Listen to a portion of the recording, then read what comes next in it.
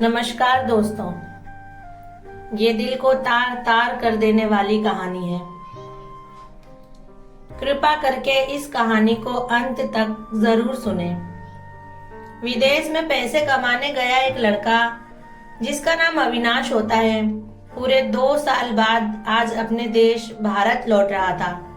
हवाई जहाज से उतरने के बाद वो दिल्ली रेलवे स्टेशन पर जाता है और ट्रेन में बैठकर अपने शहर जाने के लिए रवाना हो जाता है। ट्रेन अविनाश के शहर रायबरेली पहुंचने से पहले ही एक स्टेशन पर कुछ समय के लिए रुकती है। करीबन आधे घंटे के लिए ट्रेन वहां ब्रेक लेती है।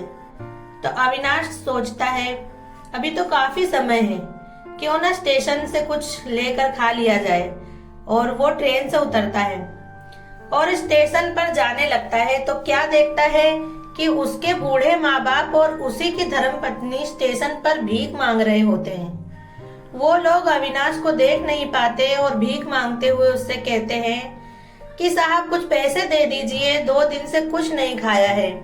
अविनाश जब अपने माता पिता की ऐसी दुर्दशा देखता है तो उसकी आंखें फटी की फटी रह जाती हैं। पत्नी जब अपने पति को देखती है तो वही रेलवे स्टेशन पर रोने लगती है। दोस्तों, ऐसी क्या दुविधा आन पड़ी जो अविनाश के विदेश जाने के बाद अविनाश के माँ बाप और उसकी पत्नी को भीख मांगनी पड़ी। जब आप इस कहानी को पूरा सुनेंगे तब आपको पता चलेगा। दोस्तों, ये सच्ची घटना उत्तर प्रदेश के रायबरेली की है। अविनाश एक ठीक ठाक फैमिली से था। ये 2 भाई थे, एक अविनाश और दूसरा प्रतीक। दोनों की शादी भी हो जाती है, लेकिन अविनाश की जो भाभी थी वो थोड़ा तेज तर्रार मिजाज की थी। प्रतीक की शादी पहले ही हो जाती है क्योंकि वो घर का बड़ा था। पत्नी घर में आती है जो कि पहले से ही कर्क स्वभाव की थी। बड़ी ही रोमांचक कहानी है दोस्तों, बस सुनते जाइए, क्योंकि भाभी के चक्कर में आकर देवर सब कुछ भूल जाता है। जब तक अविनाश की शादी नहीं हुई थी तब उसकी भाभी ने अपने देवर को अपने नैनों के जाल में बुरी तरह से फंसा लिया था। अविनाश को तो अपनी मीठी मीठी बातों से इस तरह प्रभावित करती ही है कि जो कुछ भी वो कहती उससे वो हर काम करने के लिए राजी हो जाता। इसी के चलते नतीजा ये होता है कि अविनाश की भी शादी हो जाती है। अविनाश की पत्नी का नाम प्रिया था। जैसा उसका नाम था वैसा उसका स्वभाव भी था। प्रिया बहुत ही गरीब लेकिन अच्छे परिवार की लड़की थी। प्रिया अपने ससुराल आती है, लेकिन उसने कभी ये सुख नहीं जाना कि पति क्या होता है। अविनाश जब काम से वापस घर आता था तो अपनी पत्नी से सीधे मुंह बात भी नहीं करता था। अगर प्रिया उससे बात करने की या उस पर अपना अधिकार जताने की कोशिश करती तो अविनाश उसे फटकार लगा देता था, उसे धमका देता था, क्योंकि अविनाश पहले ही अपनी भाभी के चंगुल में फंसा हुआ था। जैसे भी उसकी भाभी कहती थी वो वही काम करता था। भाभी से लगाव होने की वजह से वो आए दिन अपनी पत्नी को पीटता था, उसे धमकाया करता था, धुतकारता था। दोस्तों, जो अपनी भाभी के चक्कर में होते हैं वो अपनी बीवी को छोड़ देते हैं। नतीजा यहाँ तक पहुँच जाता है कि जब अविनाश और उसकी भाभी जब प्रिया को ज्यादा ही परेशान करने लगते हैं, बिना किसी वजह के बात बात पर झगड़ने लगते हैं, तो प्रिया अपने चचेरे भाई को बुलाती है, क्योंकि उसका और कोई नहीं था। माता पिता का पहले ही देहांत हो चुका था। चचेरा भाई आता है तो वो उसके साथ अपने मायके चली जाती है। उधर अविनाश की भाभी को सिर्फ पैसों से ही मतलब था। वो अविनाश से कहती है कि देवर जी, मैंने सुना है कि विदेश में लोग जाकर खूब पैसे कमाते हैं, आप भी ऐसा करो, कुछ समय के लिए विदेश चले जाओ और खूब मन लगाकर मेहनत करना और पैसे कमाना। हमारे पास पैसा रहेगा तो हम जिंदगी में खूब मजे करेंगे और हमारी जिंदगी बहुत ऐश से कटेगी। फिर आप मुझे भी अपने साथ विदेश ले जाना। और अविनाश अपनी भाभी की बात को टाल नहीं पाता और 1-2 महीने में ही उसे वीजा मिल जाता है और वो पैसे कमाने के लिए विदेश चला जाता है। विदेश जाने से पहले अपने बड़े भाई भाभी को अपने माता पिता को संभालने की जिम्मेदारी सौंप जाता है और कहता है कि मैं विदेश से पैसे भेजता रहूंगा, आप दोनों मम्मी पापा का ख्याल रखना। लेकिन जो भाभी होती है वो अपने पति प्रतीक से कहती है कि जब तक अविनाश विदेश से वापस नहीं आ जाता तब तक हम दोनों इन बुढ़े बुढ़िया के नाम पर जो भी खेती और जमीन जायदाद है वो सब अपने नाम पर करवा लेते हैं, जो भविष्य में हमारे काम आएगा। सारी प्रॉपर्टी हमारे नाम पर हो जाएगी तो हमारे पास पैसा ही पैसा होगा। फिर प्रतीक के मन में भी पैसों का लालच आ जाता है और जैसा उसकी पत्नी उसे समझाती है वो बिल्कुल वैसा ही करता है। तहसील जाता है और वकील से सेटिंग बना लेता है। वो अपने बूढ़े माता पिता को तहसील ले जाता है, ये कहकर के बाबूजी एक सरकारी योजना आई है, आपको बुढ़ापे में पेंशन मिला करेगी। बेचारे माता पिता अपने बेटे की बातों में आ जाते हैं और धोखे में अपने बड़े बेटे के नाम अपनी सारी प्रॉपर्टी, अपनी सारी खेती जमीन जायदाद उसके नाम कर देते हैं। और ये सब करवाने वाली अविनाश की भाभी होती है, जिसने दौलत का लालच अपने पति को दिया था। सब कुछ अपने नाम हो जाने के बाद वो दोनों अपने बूढ़े माँ बाप को घर से बाहर निकाल देते हैं और घर में ताला लगाकर बाहर चले जाते हैं। अब जब बूढ़े माँ बाप के पास कुछ भी नहीं रहा, ना तो उनके पास पैसा था ना ही कोई जरिया, तो बेचारे अपना पेट पालने के लिए गांव से थोड़ी दूर एक रेलवे स्टेशन पर भीख मांगने को मजबूर हो जाते हैं। कोई भी अगर कुछ दे देता था वो खा लेते थे। ऐसे ही वो अपने दिन गुजार रहे थे। दूसरी तरफ अविनाश, उसकी पत्नी प्रिया, उसका भी यही हाल था। कुछ समय के लिए तो चचेरा भाई और भाभी उसे अपने साथ रखते हैं, लेकिन फिर बाद में उसकी भाभी उसे बात बात पर ताने मारने लगती है। तो एक दिन तंग आकर प्रिया ये सोचती है कि मुझे इस घर में नहीं रहना है, कुछ भी करूंगी चाहे भीख मांगकर खाना पड़े, लेकिन यहाँ उनके साथ इस घर में रोज रोज के ताने सुनकर उनके साथ नहीं रहना है। वैसे भी प्रिया किसी घर में काम किया करती थी और वहाँ से उसे थोड़े पैसे मिल जाया करते थे, लेकिन इसके बावजूद भी उसका पेट नहीं भर पाता था। तो एक दिन प्रिया घर छोड़कर निकल जाती है और ऐसे ही चलते चलते वो रेलवे स्टेशन पर पहुंच जाती है। और जैसे ही प्रिया रेलवे स्टेशन पर अपने बूढ़े सास ससुर को भीख मांगते देखती है तो उसकी आंखें फटी की फटी रह जाती हैं। प्रिया उनके पास जाती है और गले लगकर रोने लगती है और पूछती है कि माँ बाबूजी, आपकी ये दशा कैसे हो गई। सास ससुर अपनी आप बीती प्रिया को बताते हैं कि तुम्हारा पति तो विदेश चला गया और तुम्हारे जेठ और जेठानी ने धोखे से हमसे हमारी सारी जमीन जायदाद अपने नाम करवा ली और हमें दर बदर भीख मांगने के लिए घर से धक्के मार कर निकाल दिया। प्रिया एक संस्कारी और नेक दिल की लड़की थी। वो ऐसी स्थिति में अपने सास ससुर के साथ रहती है, भीख मांगने के अलावा और उनके पास दूसरा कोई रास्ता नहीं था। कभी कभी प्रिया ट्रेन में चने दाने वगैरह भी बेच लिया करती थी और ऐसे ही अपने बूढ़े सास ससुर की सेवा में लगी रहती थी। ये लोग एक पन्नी का तिरपाल बनाकर रात फुटपाथ पर ही गुजार लिया करते थे। कुछ समय ऐसे ही बीतता गया। 2 साल बाद अविनाश को अपने घर की याद आने लगती है तो वो घर वापस आने की सोचता है और अपने भैया भाभी को फोन लगाता है तो उनका फोन नहीं लगता है। और जब वो वापस अपने घर आता है तो देखता है कि घर पर तो ताला लगा हुआ है। पता नहीं कब से ताला लगा होगा। जब वो आस पड़ोस में पूछता है तो पड़ोस वाले बताते हैं कि तुम्हारे भैया भाभी ये घर और जमीन जायदाद सब बेच कर कहीं गायब हो गए हैं और अब वो यहाँ नहीं रहते हैं और तुम्हारे माँ बाप को तुम्हारी भाभी ने धक्के मार कर घर से बाहर निकाल दिया था और हमने उन बेचारों को अपनी आंखों से रेलवे स्टेशन पर भीख मांगते हुए देखा है। पड़ोसियों से जब अविनाश ने ये बात सुनी तो उसके होश उड़ गए कि भाभी के पीछे मैंने अपनी पत्नी को घर से निकाल दिया, उसे कभी प्यार नहीं किया, हमेशा तंग करता रहा, अब मैं क्या करूं। ये कहकर वो अपना सिर पीटने लगता है और अपने बूढ़े माँ बाप को खोजने के लिए रेलवे स्टेशन पहुंच जाता है। इधर उधर देखते हुए ढूंढता है तो उसे उसके बूढ़े माँ बाप भीख मांगते हुए नजर आ जाते हैं। तो उनके पास जाता है और फूट फूट कर रोने लगता है।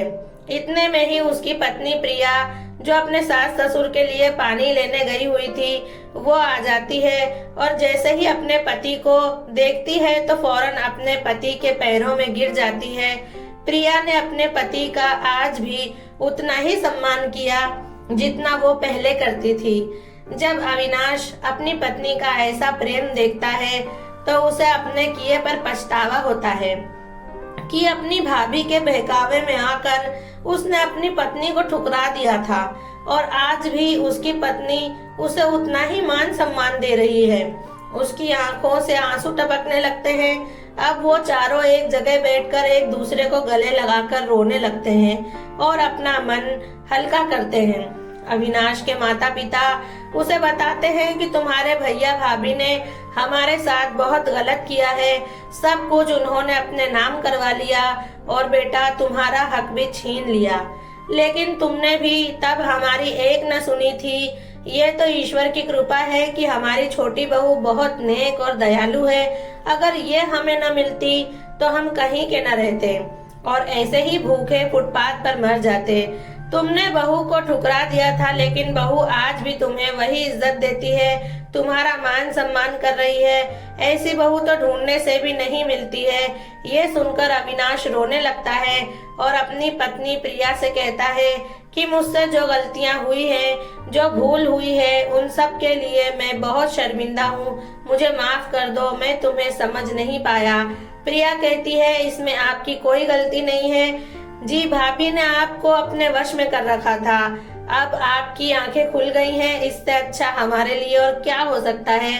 फिर अविनाश कहता है कि अब तुम्हें ये काम करने की कोई जरूरत नहीं है, तुम मेरे साथ चलो, हम मेहनत करेंगे, मजदूरी करेंगे। क्योंकि उसके पास पैसा भी नहीं था, जो पैसे था वो सब उसने अपनी भाभी के अकाउंट में डाल रखा था। अविनाश अपने माँ बाप और अपनी पत्नी को वहां से लेकर किसी दूसरे शहर चला जाता है और एक सब्जी मंडी के करीब एक छोटा सा कमरा किराए पर लेता है। वहीं मंडी में आड़त वाले के पास पल्लेदारी करने लगता है। गाड़ियों में सामान सब्जी की लोडिंग अनलोडिंग का काम वो करने लगता है। उसी से जो दिन भर में पैसा कमाता अपने घर का खर्चा चला लेता, क्योंकि 4 जनों का खर्च निकालना अपने आप में ही एक मजदूर आदमी के लिए बहुत बड़ी चुनौती है। धीरे धीरे ऐसा ही चलता रहा। एक दिन उसकी पत्नी कहती है आप मुझे भी एक सब्जी की दुकान खुलवा दो तो मैं सब्जियां बेच लिया करूंगी, आप काम करते रहना, हमें थोड़ा और पैसे का सहारा हो जाएगा। मम्मी पापा घर पर ही रहा करेंगे, ये बूढ़े हैं बुजुर्ग हैं, ये अब कर भी क्या सकते हैं। इस बात पर अविनाश के पिताजी सहमति जताते हुए कहते हैं कि बेटा बहू ठीक ही कह रही है, हम भी दुकान पर बैठ जाया करेंगे, धीरे धीरे हमारा ये सब्जी का धंधा चल जाएगा। अविनाश मार्केट में एक अच्छी सी जगह देखकर दुकान डलवा देता है। उधर उसका पति मंडी में पल्लेदारी करता है और अपनी दुकान के लिए मुनासिब दामों में सब्जियां खरीद लाता था। अच्छी बिक्री होती है, पैसा बचने लगता है, धीरे धीरे पैसा इकट्ठा होने लगता है। किराए का मकान इन लोगों ने ले रखा था, मकान मालिक का किराया भी चुकाते हैं और एक छोटा सा 100 गज का प्लॉट भी खरीद लेते हैं। खरीदने के बाद धीरे धीरे कुछ और पैसा जमा करते हैं और खूब मेहनत और लगन से कमाते हैं और घर भी बना लेते हैं। मंडी में काफी समय से काम करने से अविनाश वहां की लेन देन को अच्छे से समझ गया था। वो फिर अपनी खुद की एक आड़त खोलता है और उनका बढ़िया रोजगार होने लगता है। इतना अच्छा उनका कारोबार चलता है कि उन्होंने कई प्लॉट खरीद लिए। जितनी प्रॉपर्टी उसके भाई ने हड़प ली थी उसकी 2 गुना प्रॉपर्टी वो लोग खरीद लेते हैं। उधर जो प्रतीक और उसकी पत्नी प्रॉपर्टी हड़प करके अपने ससुराल चले गए थे, प्रतीक के ससुराल वालों ने उनकी खूब सेवा की, लेकिन जब पैसा खत्म हो गया तो उन्हें लात मारकर अपने घर से बाहर निकाल दिया, ये कह के कि जो अपने सगे भाई का ना हो सका वो हमारा क्या होगा। कहते हैं ना दोस्तों कि जैसा करोगे वैसा ही भरने को मिलेगा, और हुआ भी वही। उन्हें भी धक्के मार कर घर से बाहर निकाल दिया गया। अब वो दर दर की ठोकरें खाने को मजबूर हो गए, एक एक रुपए के लिए तरस गए थे। 2-2 दिन हो जाते हैं, खाना भी नहीं मिल पाता, पानी पीकर अपनी भूख मिटा रहे थे। जैसा उन्होंने अपने माँ बाप के साथ किया, अपनी छोटी बहू के साथ किया, आज वही दिन उन्हें देखने पड़ रहे थे। लेकिन एक दिन अचानक भटकते हुए वो लोग उसी सब्जी मंडी में पहुंच जाते हैं। जैसे ही प्रतीक और उसकी पत्नी अविनाश को आड़त पर बैठा हुआ देखते हैं, कई लोग उसके नीचे काम कर रहे होते हैं। ये नजारा देखकर उनकी आंखें फटी की फटी रह जाती हैं। फिर वो दोनों अविनाश के पास जाते हैं। मम्मी पापा भी वहीं बैठे होते हैं। प्रतीक की पत्नी जैसे ही अपने सास ससुर के चरणों में आशीर्वाद के लिए झुकती है, तो अविनाश अपनी भाभी को रोकते हुए कहता है कि भाभी दूर ही रहना, माँ बाबूजी को हाथ भी मत लगा देना।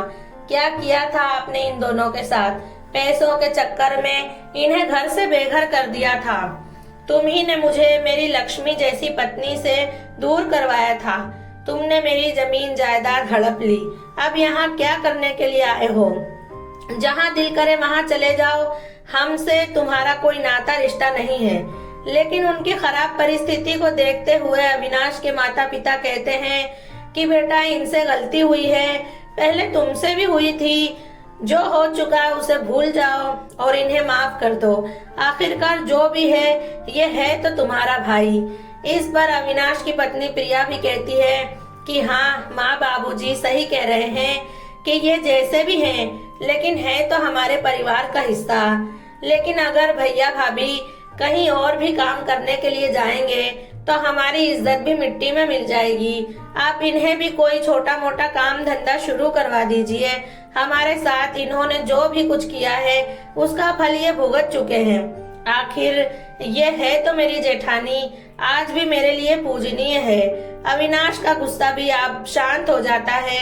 उसकी भी समझ में आ जाता है कि जो हो गया है वो दोबारा वापस तो नहीं आ सकता, और वो अपना पैसा लगाकर अपने बड़े भाई का काम भी शुरू करवा देता है। दोनों भाई अपने अपने काम को अच्छे से संभाल लेते हैं और अपने परिवार के साथ बहुत ही प्यार मोहब्बत से रहने लगते हैं। दोस्तों, आपको हमारी आज की कहानी कैसी लगी? साथ ही अविनाश और प्रिया के बारे में आप क्या विचार रखते हैं, ये कमेंट में जरूर बताएं। और ऐसी नई नई कहानी सुनने के लिए मेरे चैनल को सब्सक्राइब जरूर करें।